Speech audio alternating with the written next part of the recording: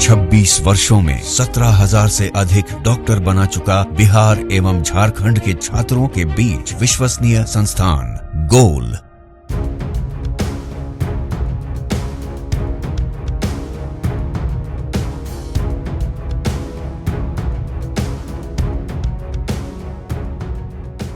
उपचुनाव से पहले जीतन राम मांझी ने दी प्रशांत किशोर को नसीहत।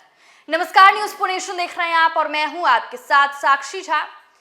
बता दें कि लोकसभा चुनाव समाप्त होने के बाद बिहार के 4 विधानसभा सीटों पर उपचुनाव होना है और अब इसका ऐलान कभी भी हो सकता है। और अब इसको लेकर केंद्रीय मंत्री जीतन राम मांझी ने प्रशांत किशोर को नसीहत देते हुए अखाड़े में आने की चुनौती भी दे दी। दरअसल 2024 में हुए लोकसभा चुनाव के बाद बिहार में तरारी, रामगढ़, इमामगंज और बेलागंज विधानसभा सीट खाली हुई है।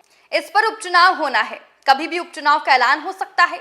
इसमें से 3 सीटें महागठबंधन की है, जबकि 1 सीट एनडीए में शामिल पार्टी हिंदुस्तानी आवाम मोर्चा यानी कि हम की है। उपचुनाव का ऐलान भले ना हुआ हो, लेकिन नेताओं ने तैयारी और बयानबाजी शुरू कर दी है। केंद्रीय मंत्री जीतन राम मांझी ने बड़ी भविष्यवाणी कर दी है। केंद्रीय मंत्री जीतन राम मांझी बीते रविवार यानी कि 13 अक्टूबर को गया के महकार स्थित अपने आवास पर पत्रकारों से बातचीत कर रहे थे। वहीं इमामगंज विधानसभा सीट पर होने वाले उपचुनाव में जन सुराज पार्टी भी उम्मीदवार देगी। इस पर जीतन राम मांझी ने कहा कि हर कोई उम्मीदवार देता है, बहुत सारे निर्दलीय उम्मीदवार भी आते हैं।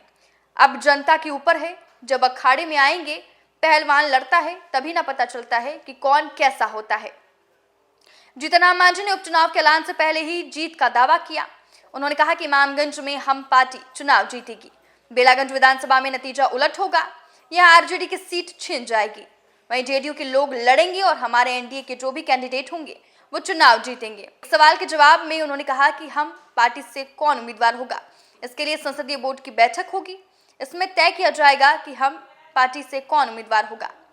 वहीं दूसरी ओर जीतन राम मांझी ने केंद्रीय मंत्री और बीजेपी के फायर ब्रांड नेता गिरिराज सिंह के हिंदू स्वाभिमान यात्रा पर कहा कि सभी लोग यात्रा निकाल रहे हैं, अगर हिंदू स्वाभिमान यात्रा निकाल रहे हैं तो क्या दोष है।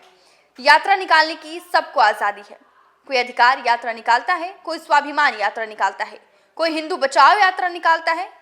गिरिराज सिंह अगर यात्रा निकाल रहे हैं तो गलत क्या कर रहे हैं, वो अपने आप में ठीक कर रहे हैं। तो देखिए, लोकसभा चुनाव के बाद अब बिहार में 4 सीटों पर उपचुनाव होना है और इन उपचुनाव को लेकर अब बिहार की सियासत गरमाई हुई है। और एक तरफ जहां जीतन राम मांझी दावा कर रहे हैं कि इन 4 विधानसभा सीटों पर एनडीए की जीत होगी, तो वहीं दूसरी तरफ जो गिरिराज सिंह यात्रा निकाल रहे हैं, इस पर भी उन्होंने कहा कि सब यात्रा निकाल रहे हैं और क्या दोष है अगर गिरिराज सिंह भी यात्रा निकाल रहे हैं। तो फिलहाल के लिए इस खबर में बस इतना ही। आप देखते रहें न्यूज़ पुनेशन।